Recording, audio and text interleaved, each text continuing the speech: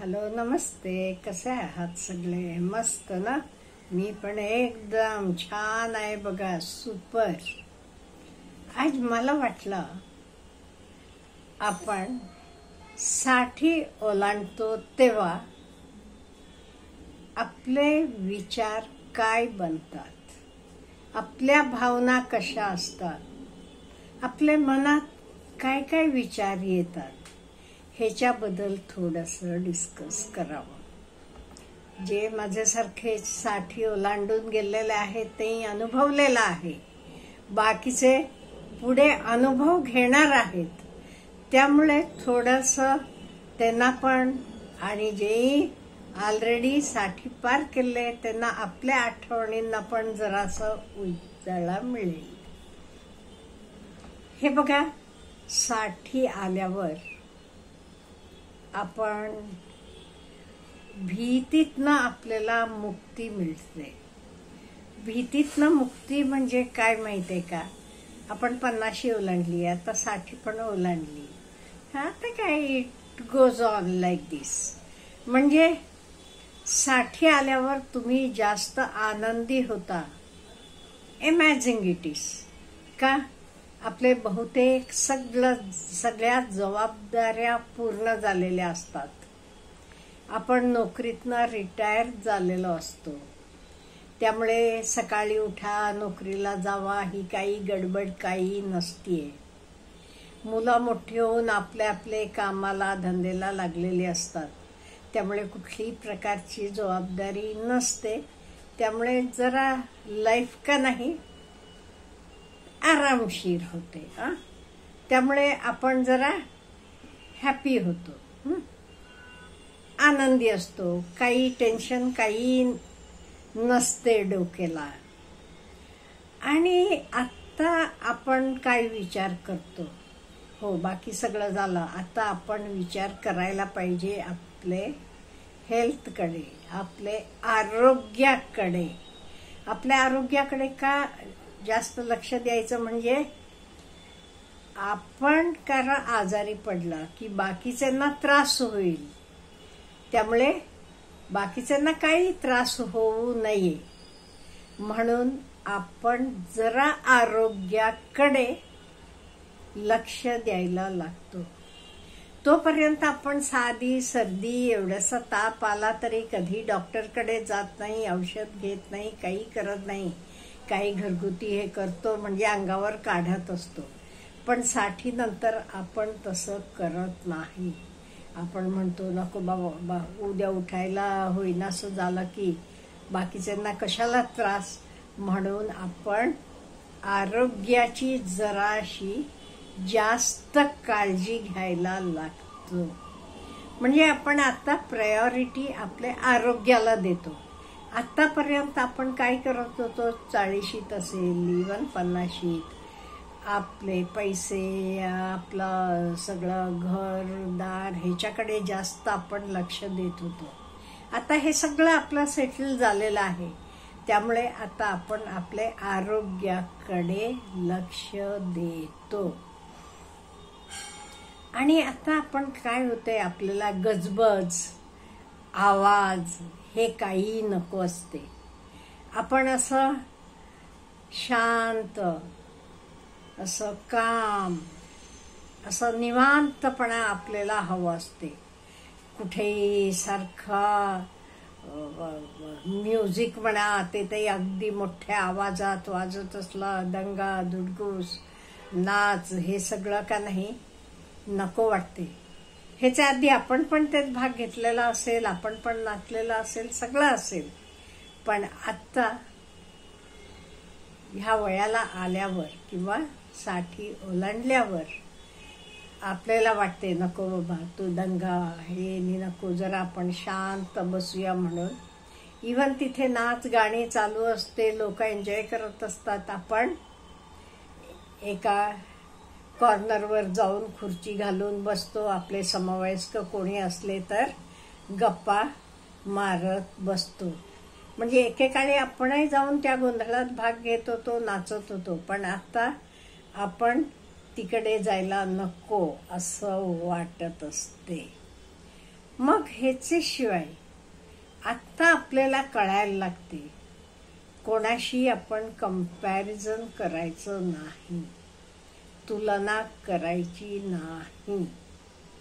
त्यामुळे कोणी कोणाची तुलना करायला गेलं तरी आपण म्हणतो नाही, प्रत्येकाला इंडिव्हिज्युअल आयडेंटिटी असते, प्रत्येक जण युनिक असतो, म्हणून आपण झटतो. हेच आपण यंग वयात, एस्पेशली आपण यंग आई वडील असताना काय करतो, आपल्याच मुलांना त्याला बघ, त्याला किती मार्क पडलेत आणि तुला कसं आहे, तो कसा अभ्यास करतो बघ, आपणच कंपॅरिझन करून दाखवत होतो. पण आत्ता 60 ओलांडल्यावर आपल्याला समजते कधी कंपॅरिझन करायचं नाही आणि फक्त अभ्यासात हुशार म्हणजे तो आयुष्यात सर्व काही मिळवतो असं काही नाहीये. एकदा शाळा कॉलेज झाल्यावर तुम्ही नोकरीला लागला की तिथे सगळेच सारखे, तिथे कोणी तुमचे मार्कांकडे लक्ष देत नाहीये. आणि हे शाळेची मार्क, अभ्यास ह्याच्यासाठी एवढं आपण आटापिटा करतो, हे काही करायची गरज नाहीये. मुलांना त्यांचे आवडीप्रमाणे आपण जगू द्यावं, हे ज्ञान आपल्याला आत्ता आलेलं असते. म्हणून आपण कित्येक वेळेला आजी आजोबा झाल्यावर एकदम आपले बदल होत असतो. आपण आई वडील असताना आपलं नेचर वेगळं असते, पण आजी आजोबा झाल्यावर आपण खूप प्रेमळ होतो. आपल्याला कोणी मुलांना मारलेलं, रागवलेलं आवडतच नाहीये. त्यामुळे पण आपण यंग आई वडील असताना आपण आपल्या मुलांना मारत होतो, रागवत होतो. पण आता नातवंडांना आपल्या मुलांनी मारलेलं, रागवलेलं आपल्याला आवडत नाहीये. हा आपले झालेला बदल असतो. आणि त्याच्याशिवाय आत्तापर्यंत आपण काम केलेलं असते, नोकरी केलेली असते, तुमचा बिझनेस, काही धंदा केलेला असतो. ह्याचा मेन हेतू काय होता? पैसे मिळवणं. बरोबर आहे, तुम्हाला घरदार चालवायचं होतं सगळ्यांचं. पण आता 60 नंतर आपल्याला पैसेकडे बघायचा आपला दृष्टिकोन पण बदलून जातो.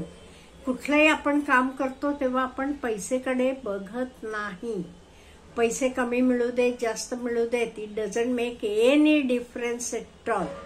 म्हणजे 60 नंतर तुम्ही कुठलंही काम करता तेव्हा तुम्ही पैसेकडे जास्त बघत नाही. तेव्हा तुम्ही मग काय बघता? माझे हे कामानं बाकीच्यांना काही मदत होईल का? त्यांना काही हेल्प होईल का? त्यांना काही बरं होईल का? हा आपण विचार करतो. माझे ओळखीचे गृहस्थ आहेत, ते काय करतात माहितीये का? फ्री ऑफ कॉस्ट मुलांचं मॅथ्स आणि इंग्लिशचे क्लासेस घेतात. काही पैसे घेत नाहीत, फक्त सकाळची बॅच घेतात आणि ती बॅच झाल्यावर ते मुलांना स्वतः जाऊन शाळेत पोचवून येतात. ती जबाबदारी त्यांची ते घेतलेली आहे. फक्त आणायचं, आयाने जाऊन आणायचं, ते आधीच सांगितलेलं असते. तुम्हाला टीचर्सांना भेटायचं असते, काय विचारायचं असते. त्यामुळे मुलांना तिथून आणण्याची जबाबदारी नाही त्यांची. पण ते क्लास झाल्यावर मुलांना शाळेत नेऊन पोचवून येतात आणि दिस इज फ्री ऑफ कॉस्ट. शिकवलेल्याचे पैसे घेत नाहीयेत, मुलांना पोचवून आलेले पैसे घेत नाही.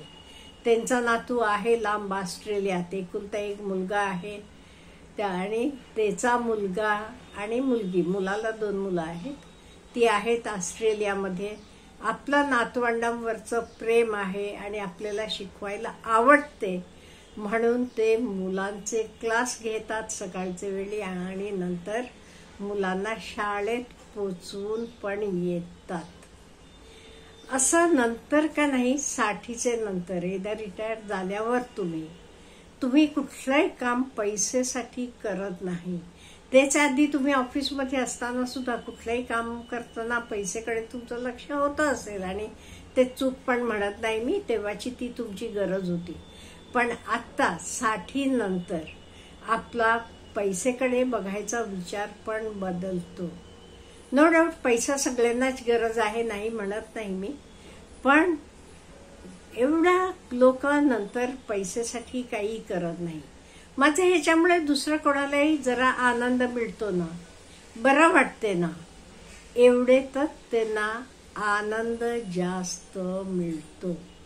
हा बदल सुद्धा आपोआप होत जातो आणि आयुष्यात 60 नंतर कुठल्याही प्रकारची भीती नाहीशी होते.